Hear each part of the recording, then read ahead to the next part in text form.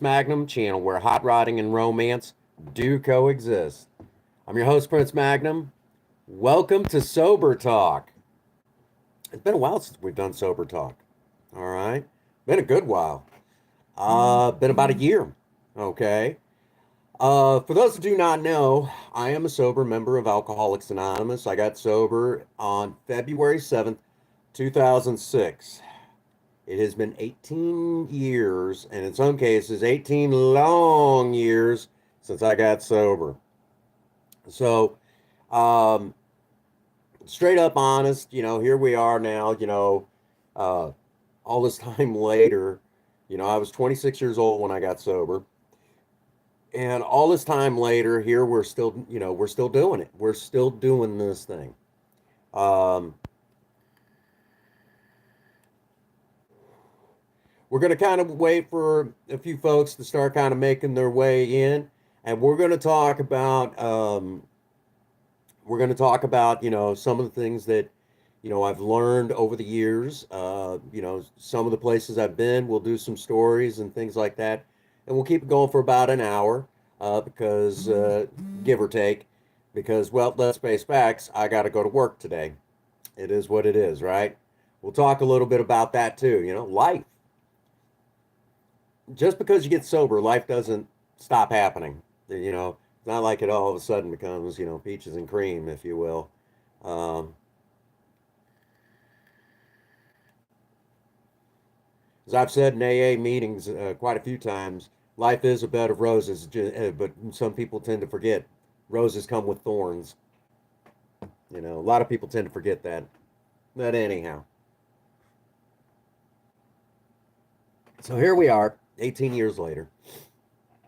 As people begin to make their way in, I got stories to tell, and that's one of the things that true AA members have stories to tell. They've got stories to tell. Um, my God, comparing what I was back then to now is two totally different. It's like two totally different people. And it's interesting, you know. It's interesting to see the difference between the two. It really is. Um, I always had the theory back then that I was rough, tough, and thank you, dear. Back then, I thought I was rough, tough, and hard to bluff, but the real truth of it was, is I was rough, tough, and hard to bluff because I was scared of everybody. And we discovered this through my doing my fourth step. That's the step that a lot of people walking into AA have a hard time with. Okay, they have a hard time with. Now, um, real quick, when I talk about that, I'm trying, that I'm, trying to stay sober. About the most exciting thing that I do now is I drink a lot of coffee and I vape. That's about it, really. I've, over the years, even smoking has got to where, maybe I really shouldn't. Maybe I really shouldn't. And we're actually beginning to start shooting towards by next year's next year's sobriety birthday, God willing, I'm still sober, that I'll have been stepping down, trying to even get away from vaping. Real quick, I was telling a lot of folks that I got a new device, a new vape device, and it's currently on the charger right now. And keep threatening one of these times I'm going to actually, go into detail talking about those devices. Currently, right now, I'm using my old one, which is kind of the backup device because of the fact that the other one's on the charger, and I don't feel like using my Saltnik mod, which that's it right here. This is for Saltnik. Well, you could use it for traditional or Saltnik, just depends on the coil. But now we're talking about a totally different subject. So here we are, been sober this whole time. Um, that's the thing. When I talk sobriety, and I know right now the new hotness in sobriety is what is known as the California sobriety. And in every instance that I've heard about the California sobriety, I would not want this person's sobriety. It's kind of like when you can look at a person in a meeting of Alcoholics Anonymous and go, I like their sobriety. They're solid as a rock.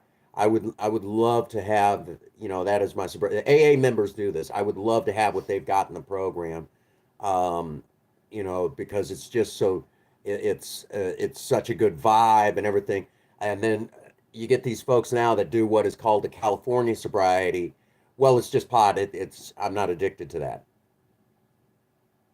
And I would say 9.9 times out of 10, I wouldn't want their sobriety. And, I mean, every once in a while you get one I mean, that's really the case, but good God. I mean, when did we, substitute one for the other? But anyhow, uh,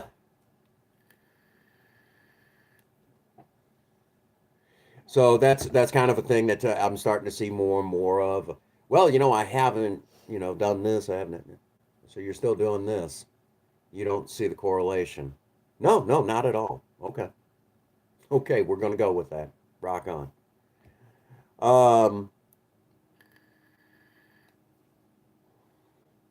and for those that do not know, I haven't been around AA in a little while. It's not that I don't want to go. It's just that I've been too fucking busy, life. But if it's important enough, I guess I should just make the time, you know. Now that the schedule is finally squaring away, I'll be able to start scheduling a lot of stuff, like actually, getting to a meeting. Um, which I know if sober man's in the background, he'll be the first one to say, "Well, how hard did you work to get drunk?" Yeah, yeah, I know. I can still hear him. All right, let's talk about. Um, let's turn back the clock a little bit. Um, when I first got into Alcoholics Anonymous, and remember, I was 26 years old. My very first AA meeting, I was scared to death. I was scared to death. And I went there, I went to this church of all things for my first AA meeting. For the record, um, now a lot of people know I'm Native American and, I have a serious, I guess you could say, a serious resentment towards a lot of the churches. Probably should put that in the fourth step. But anyhow, I've got a serious resentment against a lot of the churches out there, and uh, for good reason. But that's another subject for another time. So here I am. I'm walking into a church, and it's like, great, they're trying to drag me back in, and I didn't want to go. I did not. To me, that's you know, if they'd have told me that it was in some old warehouse, I probably would have been a little less nervous, I think. But I was still scared of the unknown. So going into a meeting of Alcoholics Anonymous, for the first time, here it is, it's, all this time later. And, you know, talking about that, all right. Again, I was the rough, tough, hard to bluff. Most people know that I used to, you know, um, that I was, that street racing. My God, I was heavy into street racing even back then. Even at the age of 26, I was still going hard. Had a really cool Oldsmobile. I'll have to post some pictures of what that kind of looked like. I mean, every once in a while you'll still see pictures of those 77 Olds Deltas. And, it had the cool Oldsmobile and fun to drive, things like that. And of all the things, here I am, all this time later.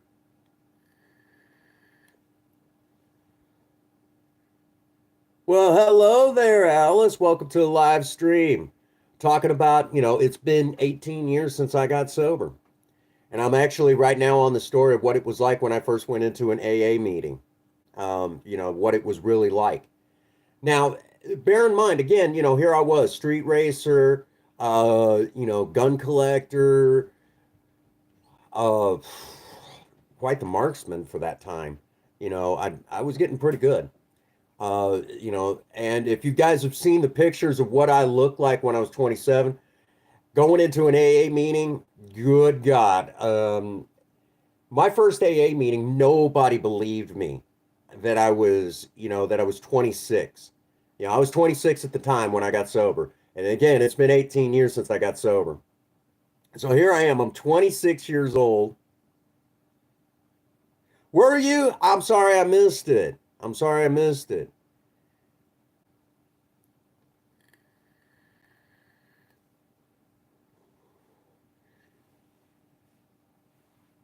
I actually remember playing as a teenager. If you ever get a chance to try it, WWF Raw on Sega Genesis. A lot of fun. A lot of fun. Maybe sometime I might actually try to do that for y'all. I think you guys would get a kick out of that. Um, but anyhow, turning back the again, here I am. Uh, you know, I'm I'm going into this meeting scared to death. Again, I was nervous because it was held in a church, which I know that again that sounds weird, but yeah, again, the resentment towards churches, and I always felt like they're trying to drag you back in, and which that's actually really true in the area where I live. Um, the churches still like to assimilate even Native Americans, if you will. But that's again, that's another subject for another time. And we'll actually talk a little bit in this particular video. We're going to actually separate spirituality and religion. We will do that. If my brother Spirit Wolf is in the background somewhere, uh, I'm going to have him kind of remind me. Okay, if he's in the background somewhere, remind me, and I'll actually separate the two for you. Um, so, here again, like I said, I was very scared going into this meeting. I didn't know what I was getting into. And there was this gentleman whose name is Ron. He's gone now. He passed away. He had a heart attack, and I think he was 40. I want to say he was about 47 when he got sober. And you know, he was right there, right there. He was the first AA member I'd ever spoken to. And Ron, being a really nice guy, you know, he taught me, right away that it was okay to be scared. It was okay to be scared. He said if you weren't scared, I would say there was no hope for you. It's interesting. Interesting. Why would he tell me something like that? Why would he tell me that being scared meant that there was hope that I was going to get sober? Why would he tell me that? And the answer is if I wasn't scared of, what was going to happen, how this was going to go, kind of bear in mind, if I wasn't scared, then there's that whole thing that, I'm just playing the game. All right. If I'm scared, I know I got to do something. I'm broke down. I'm broke down enough for the program to sink in. Okay. Now, some people never get that broke down enough, that moment of truth when they stop bullshitting themselves. And that is a thing. Okay. Alcoholics have this alcoholics and addicts in general have this nasty habit that if they're not broke down enough, they don't get that moment of truth. Some people call it hitting your bottom. I don't necessarily like that. Ooh, did a 2 hour stream. That's what's up. That's what's up. Um, if you're not broke down enough, you're not broke down enough, you don't get what they call that moment of truth. Again, a lot of people in AA refer to that as, hitting your bottom. And I never really liked that term, hitting your bottom, because if you're an alcoholic, hey, Mikey G, if you think that you've hit your bottom as, if you're, an alcoholic or an addict and you think you've hit your bottom, no, you haven't. Go back out and try it again. You'll find a lower bottom. What it is it's that comfortable bottom when you've lost just enough and you realize, hey, this is scary shit. Okay. Well, Princess Star song, she's right here and she's doing good. Baby's been kicking the hell out of her. Yeah, I got to go to work today. And this is one that I do this every year. a celebration of another year of sobriety, another year clean and sober. And I'm a huge, I'm really, again, uh, sober member of AA for many years now, and I've got stories to tell. And believe me, I'm grateful for those stories. So that's why when Ron told me that I was,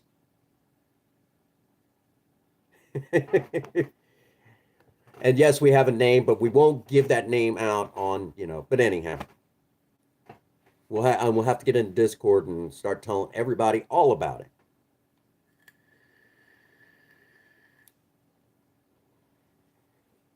The main one, not Cinnamon's one, But anyhow, so here, that's why Ron told me that. Now, bear in mind, again, nobody believed me that everyone thought I was 18, not, 18 and 19, that was all, that's what they guessed. I guess I look really young. And if you take a look, I'll have to, again, I'll have Princess Starsong remind me, and I'll put a picture.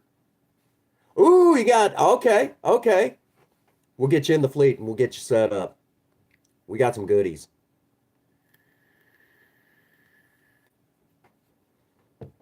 Uh, so for a lot of you, I mean, try to imagine, here I am, rough, tough, hard to bluff, street racer type, you know, um, gun collector and all this other stuff, So I'm kind of a scary guy, especially drunk. And here underneath it all, I was scared to death to go into an AA meeting. So again, Ron really kind of broke that down. And my first AA meeting, it was like everyone was trying to give me a reason to stick around. And for me, what it really boiled down to was I had to try something. I was broke down. I was ready to listen, you know. Um, I was ready to listen at that point. Because obviously these folks look happy and they used to be from where I was, they used to be just like me. One of the things I used to do early on in AA is I could picture a drink in front of me, but everybody else around me, I couldn't picture it. I couldn't imagine uh, seeing a drink in front of them. I could always see them with something else up here, if you will. I couldn't imagine them with a drink in front of them. But myself, for a long time, I could picture a drink in front of me at that table. So I knew I had, there was a lot of growth that had to happen. So that it didn't take me long. And if you guys know Sober Man, uh, let me tell you, Sober Man, he spoke just so powerful. It's kind of hard to put it into words, but bear in mind, Sober Man himself has had a couple of strokes. His first one came when he was 14 years old playing a game of tetherball, and the ball came around and smacked him on the back of the head and caused him to have a stroke. And I think he was like 14 or something like, if I remember correctly. And he gets through all that, and he has another one later on down the road. So when I seen him, you know, uh, he was, he was getting around pretty good still, but you could tell that something had happened. And looking at it, it's like either that was an accident or he had a stroke or something. I knew something because of my medical background. Matter of fact, my first AA meeting, I was sitting there in my scrubs, navy blue scrub uniform, because I'd taken my lunch break to go to an AA meeting, which they had actually called me into work that day.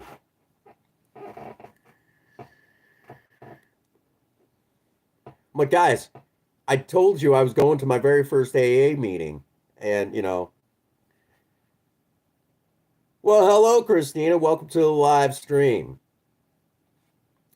So Sober Man, he was he had this limp, and you could see just by the way he walked and the way he held his big book. And for those who do not know, the big book is the book self-titled Alcoholics Anonymous.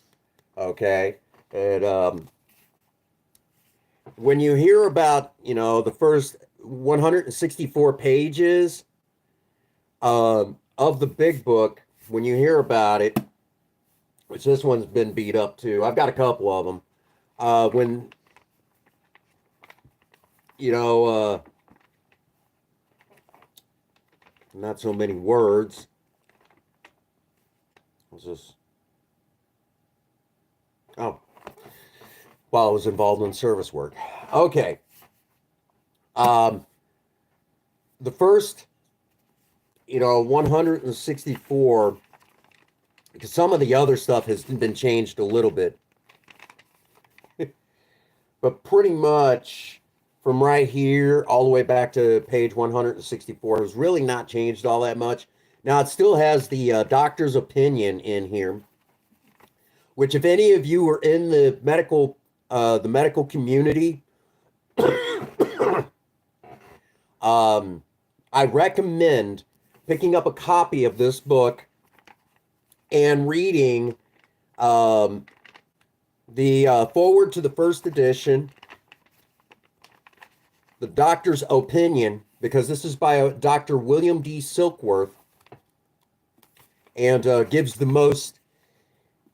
I mean, I've in all my time in the medical field, 13 years in the medical field, gosh, I'm old enough to have said I did stuff that was in the double digits. Anyhow, I definitely recommend it. Now, at some point, we're probably looking at a dear friend of mine had suggested he would like me to bring back Sober Talk. And what we're probably going to be doing is where we'll be actually going through the big book. And then just as soon as the, premiere is over with, we step into an actual live stream where we talk about what was in that chapter. Okay, so that's really what it breaks down on. Okay, but we'll definitely be doing that. So again, first AA meeting, I was scared to death. Met Sober Man that meeting, and there's still a giant mystery. Him and I talk about this every once in a while, which I got to give him a call, and we're because I'm gonna bring this up again. There was this little bitty book. I still remember the book. It was kind of like had a pink cover on it, and it was basically almost like a notebook, a spiral notebook, but it wasn't very big. It was probably it was probably like half the size of my big book, and about that much cut off of it. And people were writing their name, their address, things like that down. It was like a contact list. And I asked, I said, do I need to put my name in there? Do I need to put my information in there? And everybody was, yeah, go ahead. I don't know if I'll be any help, but yeah, if you guys want my information, yeah, right on. So here I am, I'm put my name, my number, my address down in this little book. And that's when I asked Soberman to sponsor me, to teach me the steps. And of all of the, and here's the giant mystery. We have no idea where that book is. We don't even know what it was for. Nobody knows. Nobody has an answer on this one. Your siblings are supposed to fight. That's the way it works. So that's the thing, okay? We have no idea what that book was for. That is that's one of a handful of giant mysteries in the 18 years nobody can answer. Nobody can answer this question.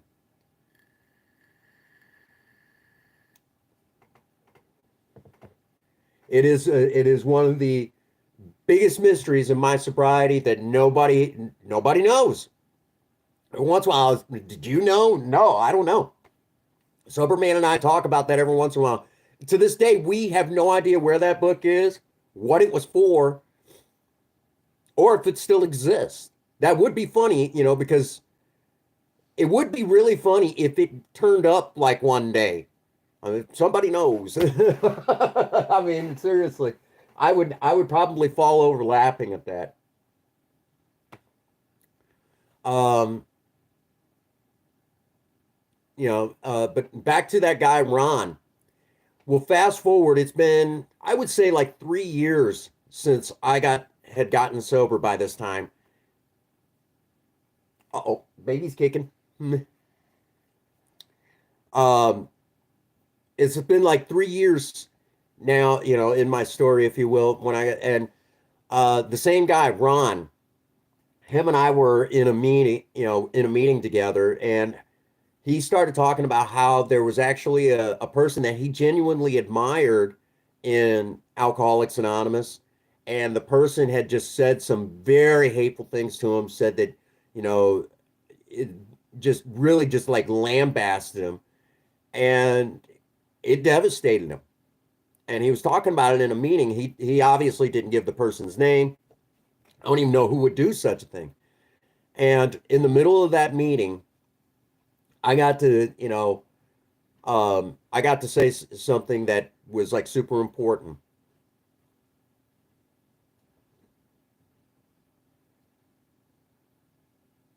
Ooh, interesting. We will do a deep dive on some stuff talking about wrestling at a certain point, because I've been keeping up with a particular story, but it's not what's happening with the talent. Okay. You guys know what story it is. We'll talk more about that because I've been watching the story pretty closely. What's happening, Broken Mike? Welcome to the live stream. Welcome along, brother. So again, talking about, that guy Ron, like I said, someone just totally destroying him in an AA meeting, and here he is, he's in a different meeting, he's talking about it, and I got to do it. I got to tell him, when I first got to Alcoholics Anonymous, it's been, 3 years, and that's quite a few 24 hours behind me now. I'm by no stretch of the imagination is that, that whole thing of,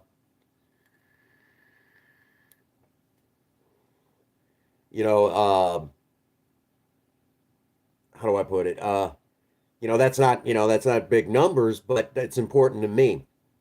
And as I was talking about it, um, with, hey, what's happening, Raven? My goodness, the whole gang's showing up for this little short celebration.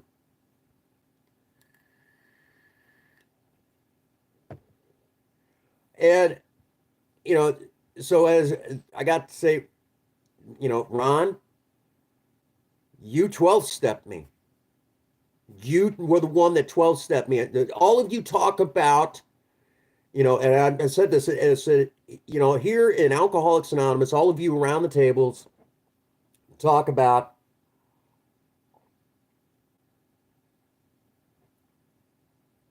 that's what's up. That's what's up. We'll get to, so I got to say, all of you talk about how I became an important part of being around the tables of Alcoholics Anonymous. Ron, it had to start somewhere. You were the guy that 12-stepped me. I said, so if anybody wants to say anything nasty, remember, you did good. You saved a life. Who knows how many lives you've saved? And, if you guys say that, I make a difference, that you guys, enjoy my, what I have to say, things like that.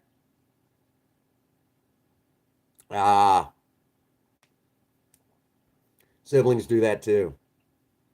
But, so here I am, I got to tell him that he was the one the 12th. I said, if anything, you may have saved my life. I said, there's an excellent, I would say, yeah, you probably saved my life. And who knows how many lives through me you've saved. And, that man, he thanked me a great deal. Thanked me a great deal after that for sharing that. And, I got to talk to him after the meeting. I said, anybody who would say that, that you're a bad person or anything like that. Oh, thank you, Raven. I appreciate you. Thank you, honey. So that's the thing. I got to tell somebody, hey, you made a difference.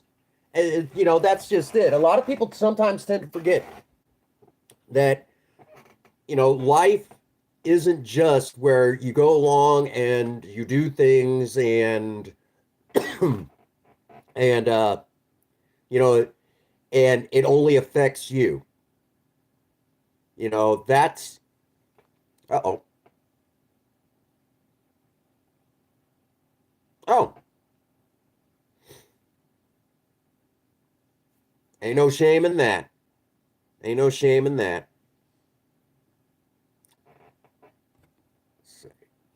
Anyhow.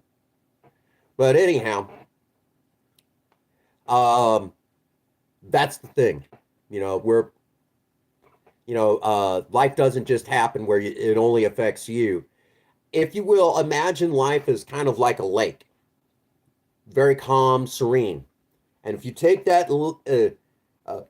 if you take a rock and you throw it out into the middle of that lake, it ripples out and touches anything in that lake, including the shores along along the lake at some point. So now that you guys have gotten that kind of context, if you will, all right, have that for context. Bear in mind, okay, that's life. Everything you do affects the people around you. And that was something that I had to learn.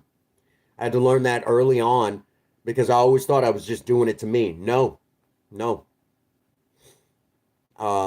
That's something that, so in the big book, kind of, so this is one of the things Sober Man kind of pounded into my head because, I'm hard headed as fuck. There's actually this line in here, and I'll just read the excerpt you know, that's like super important. Uh,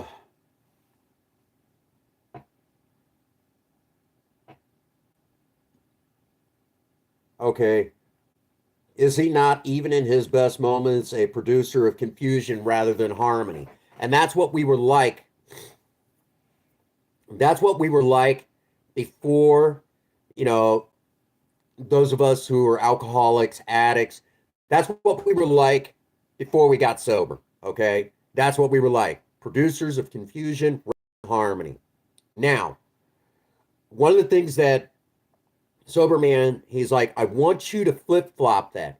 I want you to be a producer of harmony rather than confusion. To reach out and help other people, and they don't have to be alcoholic. And because I had pride issues, I like the spotlight. Um, the reality of that is, he also gave me the task of doing something nice for somebody and don't tell a single soul about it, which I still regularly do. Sober Man never told me to stop doing that assignment, so I've continued to do it. I try to do something nice for somebody once a day, and I don't tell a single soul about it. All right. Oh, moving countries. Okay. Okay. That's what's up.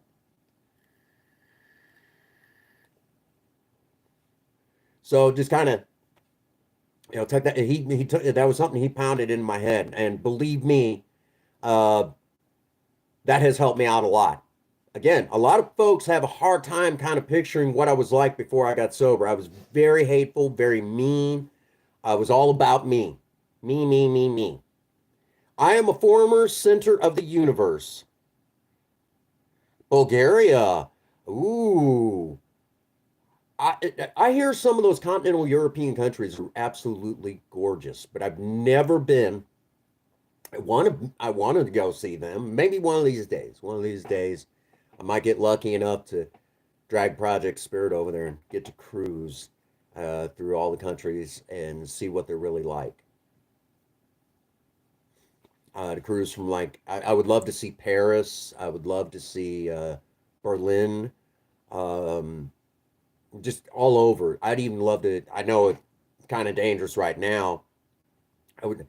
I guess you could say on my bucket list is one of my other things on my bucket list is to be able to travel from say like Paris all the way to say somewhere like St. Petersburg or Moscow, maybe even, just places like that. I would, just historic places, because for those, like one of my heroes in history is Catherine the Great. You know,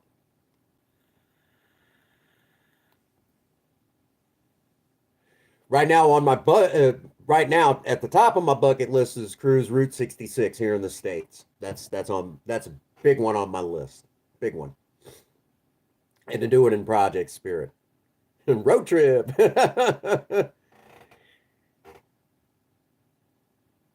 All right, Christina, thank you for poking in and saying hi, hanging out with us a bit. Appreciate you.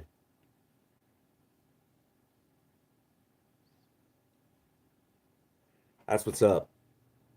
Well, I'm hoping you enjoy it. And that's something else that I've gotten to enjoy things in sobriety. I mean, I had cool stories from before I got sober, and some that were like, "Ugh." That's what's up. I've got some of those stories that are like, oh God, and then those ones that are pretty cool before I got sober. But I have a lot more, those really cool stories since I've gotten sober. That's what's so awesome is I've got a lot of those stories since I got sober. So now that you guys got that as kind of a context, again, uh, I've gotten to stand in front of, you know, from just 100 people to a few hundred people telling my story. I've gotten to do that. And I've even done it as little as like 10 people in the room. So from like 10 people all the way up to, believe it or not, uh, a couple hundred people. And that I will tell you all a story that doesn't get brought up very often. I was about 3 years sober, and they were looking for speakers at the state convention, Missouri State AA convention. They were looking for speakers. My name was on the list for a brief moment. They went ahead and decided to go with somebody else, but they were looking at me as like a man. I was scared to death because uh, you know, the AA, the Missouri State Convention is it's it one of the last ones I heard about. There was something like 25,000 recovering alcoholics, and that should tell you how many people I would have been speaking in front of. And I'm sitting there thinking, oh shit. I was scared to death. I mean, sober man and I talked about that. I'm like, oh my God. He's like, yeah. He's like, that could have been you. And then he told me the story where that almost happened to him too, but he was actually at the state convention and they might have needed they were afraid that one of the speakers couldn't make it. So it was like that. And I'm like, oh my God. I was scared. Yeah.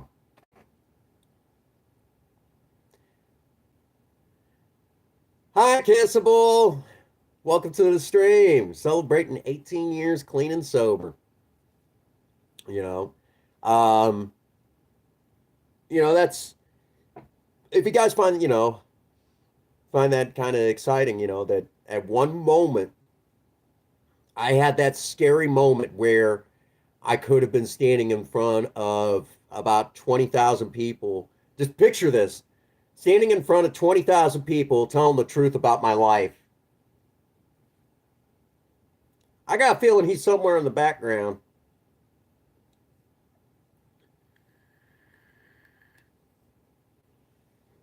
Now, briefly, I mentioned earlier in the stream, I was going to talk about the difference between religion and spirituality. Now, there's this there's this misconception that Alcoholics Anonymous is religious, and that is a far cry from the truth. Now, some of the members of Alcoholics Anonymous are members of a church. That part is true. But when you walk into an AA meeting, you hear talk about God, but it's a generic term, if you will. It's just believing in something that's bigger than you that'll help you, you know, help you find your way. Now, that could be any number of things, okay? Could be any number of things. I knew a guy, that knew of a guy who his higher power was a tree until someone cut the tree down. They had to find a different tree. Um, that happens. It happens. So the term God is just very generic, okay? Leave the background.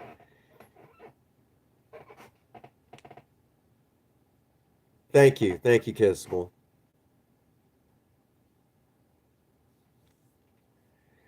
Uh,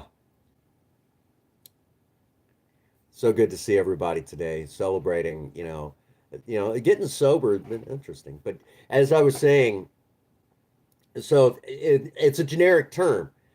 And when you talk of the difference between religion and spirituality, that is actually a big difference. And let me explain. Religion's a group of people that get together and believe in God along the same lines. Okay. Hey, there's my brother. My brother's Spirit Wolf. Leave the background people alone. I love them to the pieces. My goodness. Love them to pieces. Uh, so religion's just a group of people who believe in God along the same lines. All right. And then spirituality is your own personal relationship with a God of your understanding that you probably don't understand. Okay. That's really what it boils down to. Now, again, I'm pagan. I believe in the pagan religion, the pagan gods, things like that. And I kid you not, I literally walked into an AA meeting, and on one side of me was a Muslim, and on the other side of me was a retired Catholic priest. And here I am, smack dab in the middle of them, a neo pagan. Just bear that in mind, okay? And that should tell you. And then around us was like Southern Baptist, I think there was some Pentecostal types, just people, and some people that didn't go to any church, didn't believe in anything related to Christianity. And there was even, ironically enough, some atheists in the room. Yeah, that's a thing in Alcoholics Anonymous. There was some atheists in there as well. So in this one meeting, but bear in mind, I'm going to focus on myself, who is neo-pagan, sitting between a Muslim and a retired Catholic priest. I want you to kind of, and I mean, this is one of those moments in an AA meeting that here's the joke that I tell, a Catholic priest, a neo-pagan, and and a Muslim walk into an AA meeting, and the chairperson of the AA meeting looks up and says, "What is this? Some sort of a joke?" But anyhow,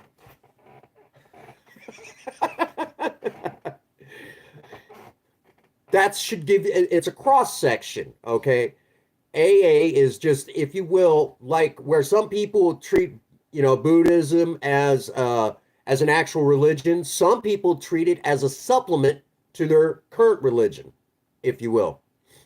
Kind of like that. For those of you that study religions and find it fascinating, whereas some people treat Buddhism as their only religion, some people treat it as a supplement to other religions like Taoism, Shintoism, but anyhow. So in Alcoholics Anonymous, we treat AA as a supplement to our already existing religious faith. Okay, it's just a supplement to it. And so if that kind of explains everything, because yeah, I know some of the big book borrows a few things here and there from the Bible, but even in my beliefs, it's not the same. It's not the same. Um, sometimes that's that trying to get people to kind of understand that, because you hear God and automatically you think, the big giant building that has the huge tower and a tall T at the top. Sometimes we get that confused, and in reality, they're nowhere in the same ballpark. Uh, you know, so meetings are sometimes held in churches.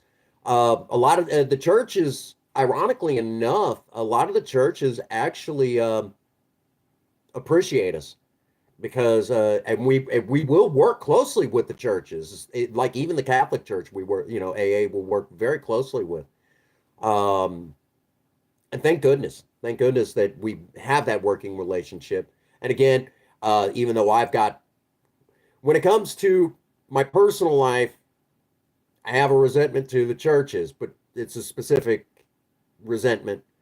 And on the opposite side of it all, um, in the AA service structure, I'm very grateful for the churches, because a lot of times they're the ones that bring us the people to get them help, because in the end, the objective with dealing with alcoholism is to help that person find sobriety and then get into a life where they can be somewhat productive. They can go on and do things. If you guys have any idea, I know a lot of times when we think of, you know, Alcoholics Anonymous, and we think of the alcoholic before they get sober, oftentimes we think about the guy who's got the wine bottle and a paper bag sitting under a bridge, which that does happen. That does happen. Actually, more times than you'd like to think still today. You still see of that.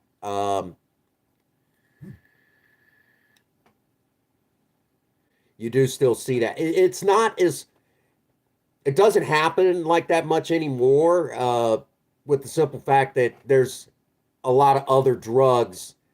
You see alcoholics kind of experimenting with other drugs, or getting stuck on doing other things, drugs, things like that.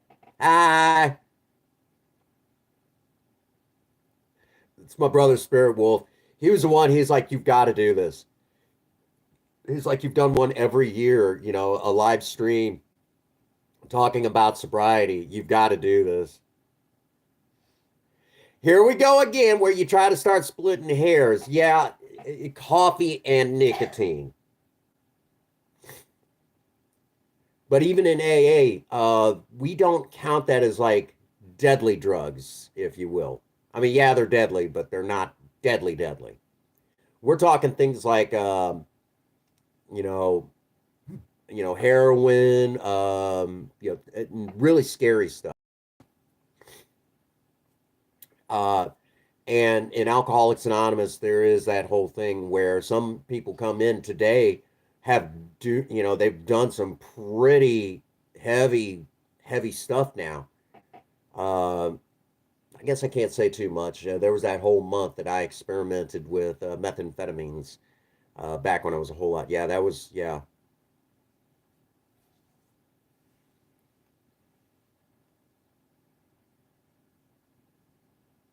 That is true. That is true. Let me rephrase it, where the drugs that we worry about is the ones that cause a euphoric effect and are deadly. Those are the ones we worry about. Caffeine, a lot of times, uh, drinking coffee. Well, okay, better yet, caffeine, because alcoholics have this hard time with energy levels. We're oftentimes extremely tired. We're extremely thirsty people. Um, and caffeine keeps us, gives us that energy boost that we need, because of the fact that we are so tired all the time in sobriety. That would also explain why I'm always tired. I don't always talk about that issue, but between working all the time and just being an alcoholic, yeah. And the other thing is, Alcoholics are extremely thirsty people. We drink a lot of fluids. We're not sure 100% why that is. It is what it is. Um, but we're extremely thirsty people. Nicotine. I don't know many people that drink and don't smoke. I don't know many people. You know, Um, it's just one of those things. If you drink, therefore there's an excellent chance that you smoke. It's just I don't it kind of goes hand in hand. Hey, think different. There's a face I have not seen in a while. So that, if you will, kind of take that in for just a moment. Usually one or the other. And as Sober Man once put it, let's worry about the one that's going to kill you the quickest. But and maybe this is where a lot of people have a hard time because of the bad wiring that kind of comes with an alcoholic. Uh, we have to deal with the effects of the euphoric effect, because if the person is chasing a euphoria, that's what makes, if you will, what's an acceptable drug and what isn't. Because for an alcoholic or an addict, we're looking for that euphoric effect. Why? Because we can't deal with life because of the wiring that goes on up in our head. If that kind of breaks it down for you, that should hopefully kind of explain it a little bit better. Because, yeah, you're right.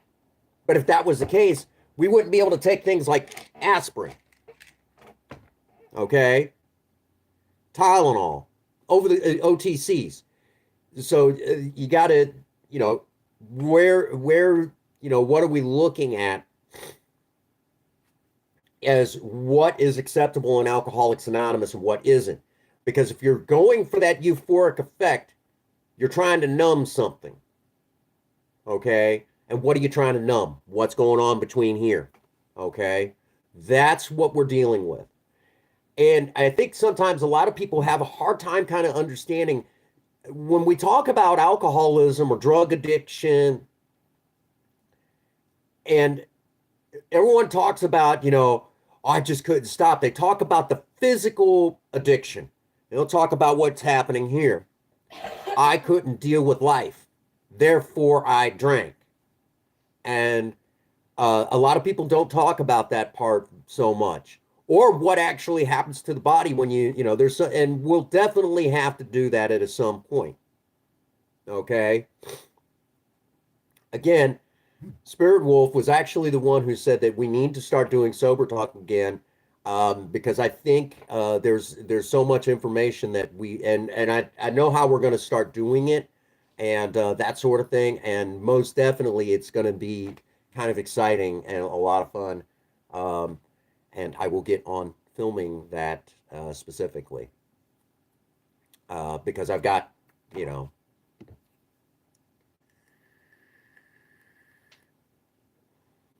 I think it's going to be fun. So now you guys got that context a little bit, because now Spirit Wolf is about the one who always asks those questions that require me to, crank up my analytical mind. And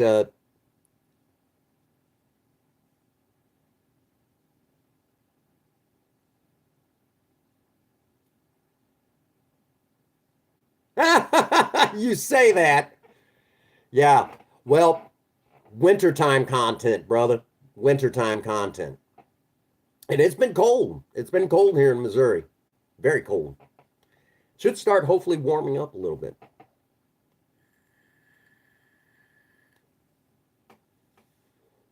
And then, of course, we'll get back to Project Spirit content. All right. Yep. Car show season in a couple of months. Someone's going to be super preggers by then. Like I'm still not going to go. Right. So that's just some of the excitement,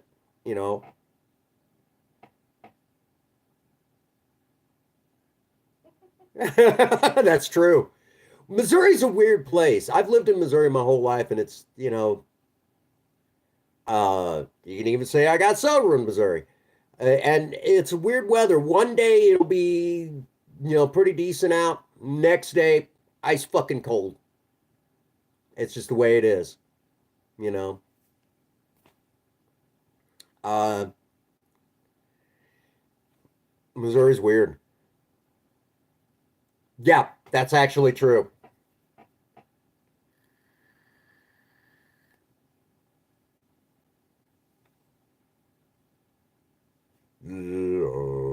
Anyhow, the foghorns. Anyhow, um, so that's some of the excitement. Some of the excitement that alcoholics. I've got a lot of stories. A lot of stories. Might have to do some story times. From Alcoholics Anonymous. I think what I might do is like do a couple chapters of the big book, do like a story time with each one, and I'll start filming those soon. Stay on me. Okay. Um, Make sure I start getting those filmed. Okay.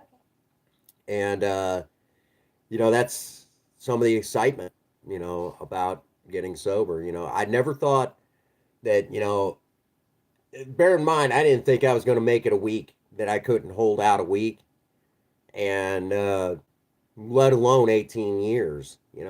Guys, 18 years is a long time. Now, some of you might say, well, you've had practice at it, Believe it or not, this day I still wake up some days, and believe it or not, I'll wake up and I still want a drink. There are days I still wake up and I want a drink. In AA meetings, you'll hear me use certain lines, and, but it's just us, and whoever watches the playback, and here it is, and not so many words. I Yes, I still think about it when I wake up. I just don't like what's on the other side of that glass. Okay, at the bottom of that bottle, I don't like it. And it's not so much oh, what it does to me. It's just I don't like once the effects wear off where I'm at. Okay, I don't like it. It's been a long time since I've woke up with a hangover, which I very rarely woke up with a hangover, mainly because as soon as I woke up, I started drinking again a lot of times. Um, I just didn't like where my head was. I didn't like who I was back then. And for those of you who maybe this is a thing, okay?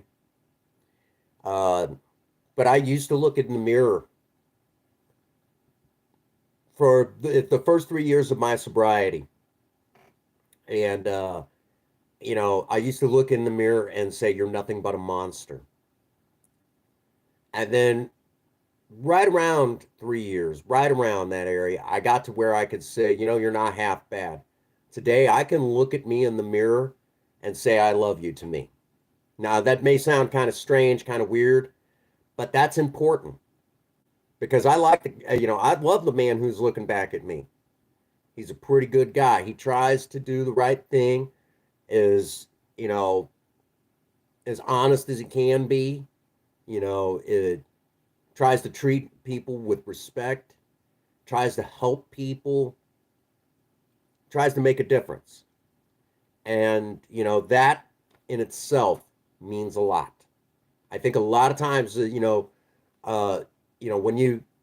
for all of us, we get in our head and maybe the world would be better off without me, shit like that. Okay. Uh, I got to where by working the steps, it wasn't just getting sober. If it was that easy, I mean, the world would be full of, great recovering alcoholics, but not all of us, get to be, good people when we get sober. Because I've met people in sobriety that they were sober, but they were assholes. Yeah, you know. So just kind of keep that in mind, okay? through the pro, through the AA steps, and good people all around me, even today. And it's not just members of AA, good people today that I surround myself with that constantly, build me up. I can look in the mirror and say, I love you to me. As a matter of fact, let me give you guys a little bit of context. I can see myself right now. That's how I'm able to read the chat and everything because I'm doing this from my cell phone. But I can see myself. So literally, I can look at myself and say, I love you to me as if I'm looking in the mirror. And it's good to be able to say that. It feels good to be able to say that, because the guy who's looking back at me is actually a pretty good guy, or at least he tries to be. Not all the times am I perfect. Last time I checked, I don't walk on water. I don't glow with holy light. I just don't. But at least I make an honest effort to be a good person today. And because of that, I can love the man who's looking back at me. And that's important. That's important. I once heard a member of AA say, if you can get to that point in your sobriety, there's definitely hope that you're going to stay sober for a long time.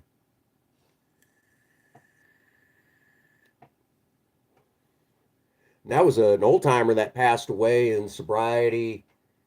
He was about 38 years sober when he finally passed away. Amazing story. We called him Arizona Jim because he lived in because at one point he had lived in Arizona near Phoenix, and I think his wife is still alive, and she too was a member of AA. They actually met in sobriety, and you want to talk about an amazing woman. Just fantastic, fantastic. I mean, she's one of those ones that she was there in one of my first meetings. Sorry. Wolf is being wolf. Oh, wouldn't have them any other way. Wouldn't have them any other way.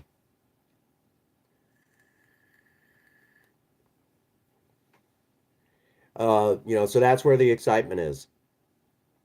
But we've been going for a good bit. I got to start getting ready for work, guys. You guys are gonna love this. It only in sobriety. My boss kind of made me his, his second, if you will. Stuff goes wrong and he can't be there. I'm the guy to, kind of fill in for him.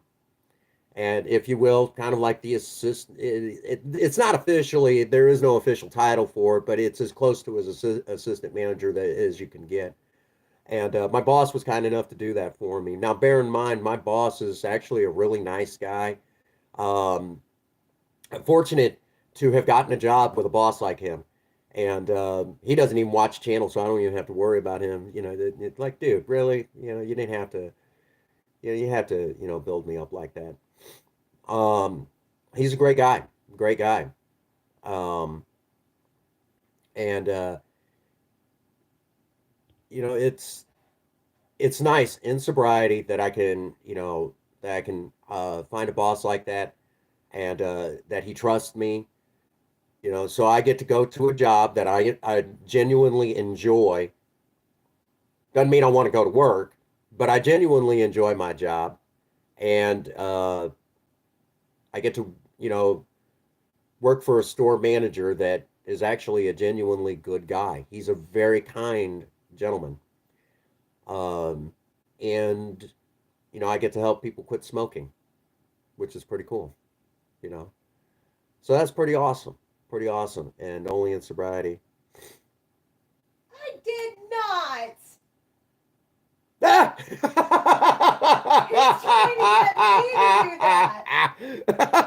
trying to get me to do that. That is awesome.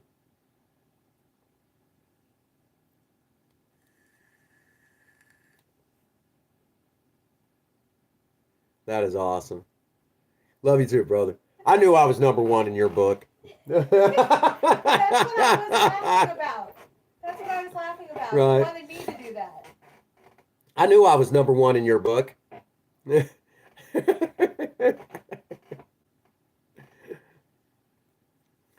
Oh my goodness.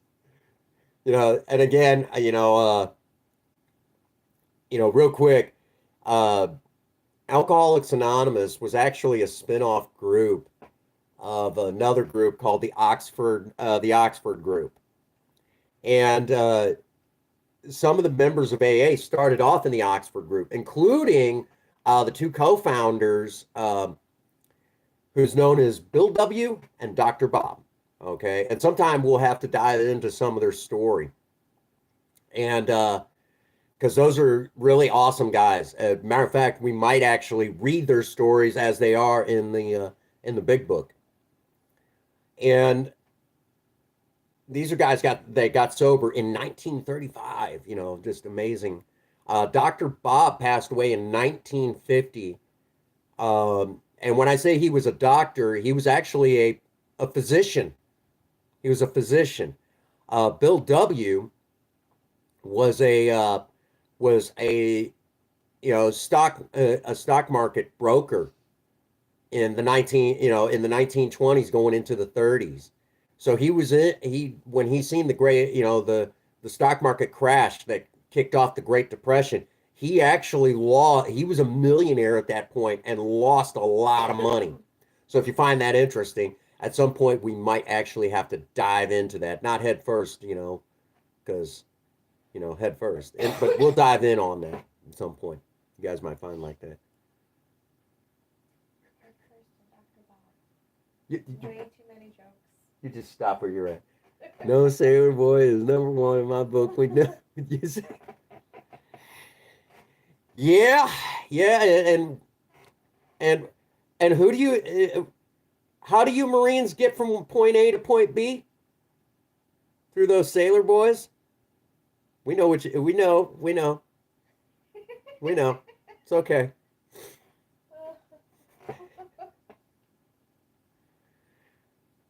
Bear in mind that the key Marine meaning sea. Matter of fact, okay, now I got to tell the joke.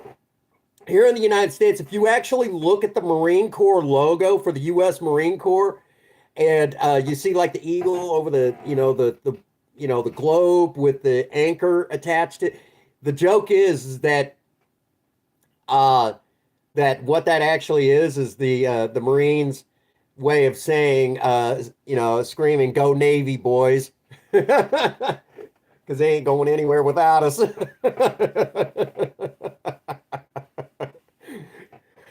For those that do not know, Alcoholics Anonymous is loaded with veterans here in the United States. I don't know how it is. I know Alcoholics Anonymous is over in European countries. I know over. Matter of fact, there's actual stories of how well AA did uh, during the Second World War. So I imagine AA is very prevalent over there as well in the UK, all over the UK. If you find that interesting. AA's got a long history throughout the wars, starting in the Second World War. Well, even the First World War, co-founder Bill W. was a World War One veteran. He talks a little bit about his time over there. He was part of the U.S. Expeditionary Force that went into the Western Front.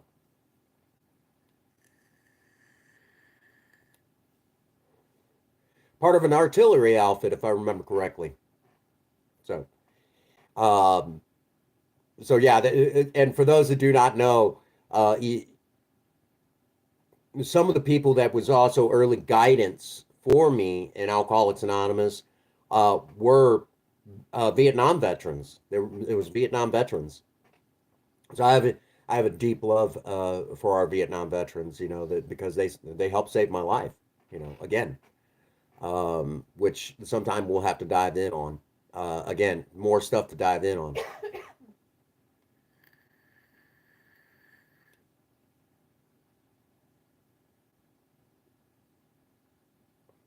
I don't know where I was going with that. Anyhow, Uh, it's been kind of a nice change going back to sober talk, talking a little bit about sobriety.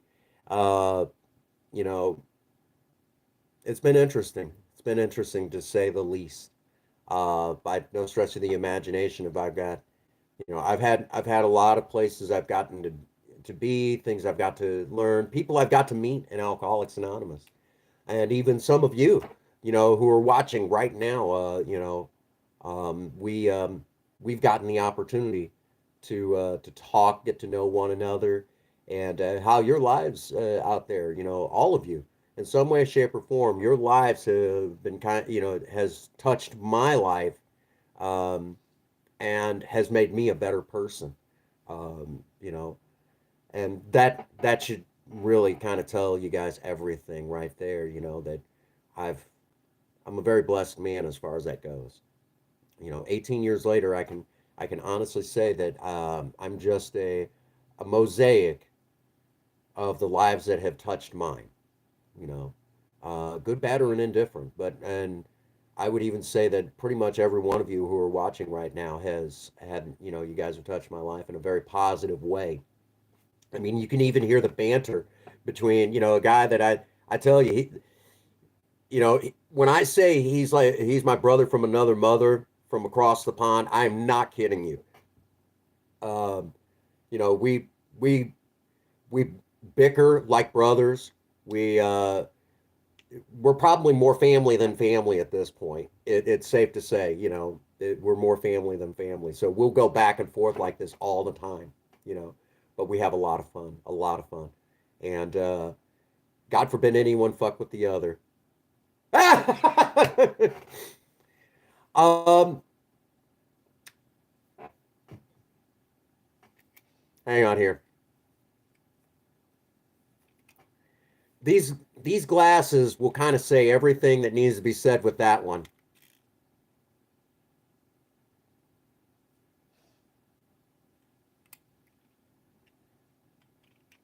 I'll leave it there. See what I mean? The banter.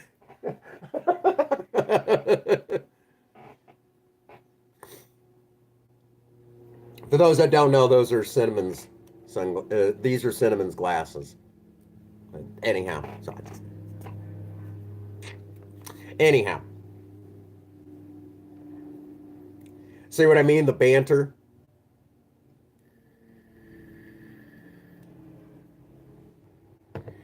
So, all righty, folks. I got to start getting ready for work.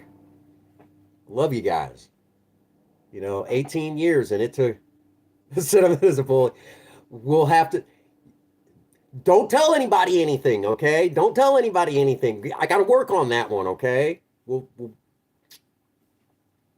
I got to write. I got to actually script this one, okay?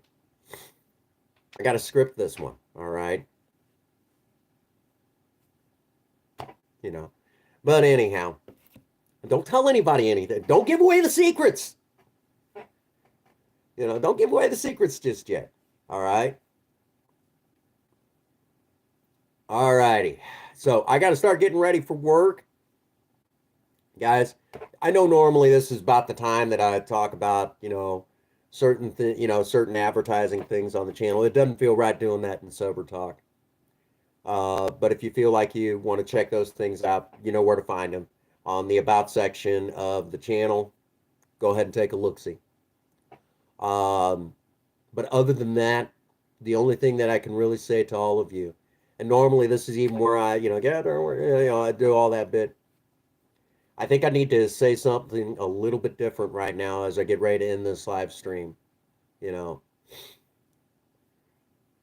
Thank you guys out there. Thank every last one of you, from the tables of Alcoholics Anonymous to the live streams here on YouTube. And all points in between, whether, you watch me on YouTube, you walk up to me, at my job or when I'm grocery shopping, whatever. How many times I got to tell you, 69 is always a good time. Anyhow, um,